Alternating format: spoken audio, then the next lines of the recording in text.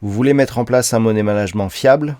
Vous voulez connaître des stratégies de trading simples mais efficaces? Alors achetez mon dernier livre Maîtriser la bourse, un livre indispensable pour réussir en bourse.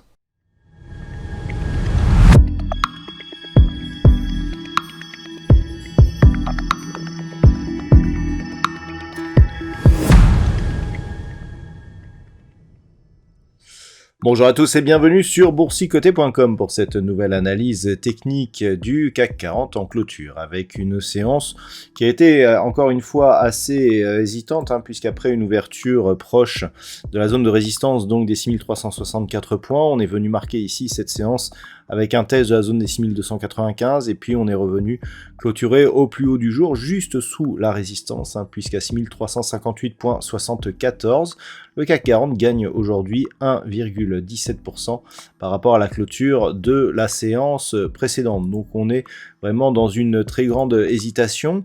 Du point de vue des indicateurs techniques, eh bien c'est toujours très hésitant, au sens des histogrammes du MACD ici qui évolue maintenant en ordre dispersé et très proche de leur zone d'équilibre. Le RSI, quant à lui, eh bien, c'est neutralisé par rapport à la course qu'il avait auparavant. En replaçant la zone ici, la ligne pointillée sur les précédents sommets, on peut se rendre compte que l'on est sur un test ici de cette zone et qu'une rupture ici nous donnerait un signal de sortie de cette dynamique baissière dans laquelle le CAC 40 évolue depuis désormais quelques jours. Donc, alors, c'est pas une séance vraiment pour rien, mais il ne s'est pas passé grand-chose aujourd'hui. On a eu quelques déclarations de Joe Biden qui ont fait un petit peu monter les marchés.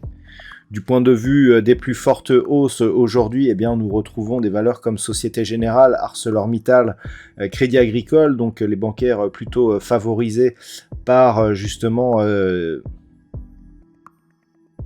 par le marché aujourd'hui. Et puis du côté des baisses, on retrouve BNP Paribas. Alors c'est un petit peu en trompe-l'œil, puisque BNP a versé un dividende aujourd'hui. C'est essentiellement ce qui explique justement donc la plus forte baisse du jour. Mais sinon, au niveau des plus fortes baisses, hormis cette valeur, eh bien on retrouve Vinci, Eurofins Scientifique et Publicis Group, donc trois valeurs qui sont dans le négatif, et ce sont les trois seules, hormis BNP, aujourd'hui.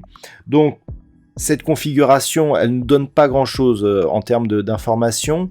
Ce matin, je vous indiquais que c'était vraiment la zone ici des 6364 points qu'il fallait surveiller. Ce que l'on peut observer par rapport à la précédente bougie, c'est que l'on n'a pas vraiment un nouveau plus haut significatif. On a un point bas qui est légèrement plus bas que ce que nous avions vendredi.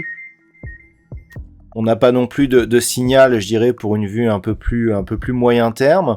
Donc, pour l'instant, on reste, c'est un petit peu le statu quo, phase de neutralisation ici entre 6100 et 6364 points. On peut même considérer ici que l'on est dans la partie supérieure du range d'évolution. Lorsque l'on trace ici les zones par rapport à la tendance ici à ces 3 points hauts, on a quelque chose qui est relativement baissier. Il faudrait, alors elle est un peu floue cette zone, donc il faudrait vraiment ici avoir une cassure de ce niveau. On voit que ça coïncide quasiment à ce niveau ici, voilà. Donc on voit que c'est cette zone ici, 6364 points, qu'il faudrait vraiment attaquer à la hausse pour sortir justement de cette dynamique, autant sur le RSI, autant ici sur cette ligne de tendance, et autant sur ce niveau horizontal tel qu'il existe. On l'a vu précédemment, cette zone qui avait été franchie ici sur gap baissier.